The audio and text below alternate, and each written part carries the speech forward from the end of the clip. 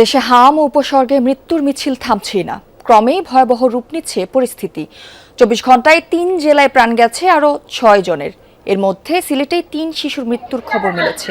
বরিশালে 2 ও ময়মনসিংহে 1 শিশু মারা গেছে। প্রাদুর্ভাব শুরুর পর এই পর্যন্ত সিলেটে হাম ও উপসর্গ নিয়ে মারা গেছেন 55 জন। গত 24 ঘন্টায় হামের উপসর্গ নিয়ে নতুন করে হাসপাতালে ভর্তি হয়েছেন 58 জন। বর্তমানে জেলার বিভিন্ন হাসপাতালে ভর্তি রোগীর সংখ্যা 270 জন। এর মধ্যে ময়মনসিংহ মেডিকেলে 14 জন রোগী ভর্তি আছেন। বর্তমানে হাসপাতালটিতে ভর্তি আছেন 77 জন রোগী। দর্শক, হাম পরিস্থিতির খবর জানাতে সিলেট থেকে যুক্ত হচ্ছেন সহকর্মী নাবিল হোসেন। নাবিল, সিলেটে প্রতিদিনই হামে ঘটছে শিশুর মৃত্যু। এর পেছনের কারণ কি কি বলছেন চিকিৎসকরা, জানাবেন।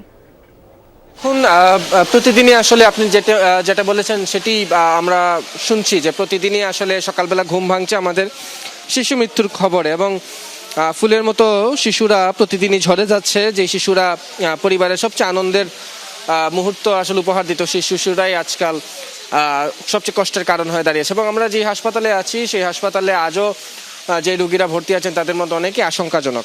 চিকিৎসকরা যেটি বলছেন যে যেহেতু টিকা অব্যবস্থাপনা ছিল গত 2 বছর, ফলে এই হামের টিকা না দেওয়ার কারণে এই যে শিশুদের মধ্যে যে ইমিউনিটি লেভেল সেটি দুর্বল হয়ে যাওয়ায় তাদের এই হাম এবার পরিস্থিতি সংক্রমণ দ্রুত বাড়ে এবং এতে করে মৃত্যু হারও বেড়েছে। পাশাপাশি শিশুদের যে পুষ্টিহীনতা সেটিও একটা বড় কারণ। এতে করে রোগ প্রতিরোধ যে ক্ষমতা সেটি কমে যায় এবং এই যে হামের মতো যে রোগ সেগুলো শিশুদের অন্যান্য শারীরিক জটিলতা আসলে আরো বেশি প্রকট করে এবং এতে করে মৃত্যুর হারটাও বাড়ায়। ফলে এই পুষ্টিহীনতা এবং টিকার আওতায় নিশ্চিত করা এই বিষয়গুলোই আসলে চিকিৎসকরা পরামর্শ দিচ্ছেন।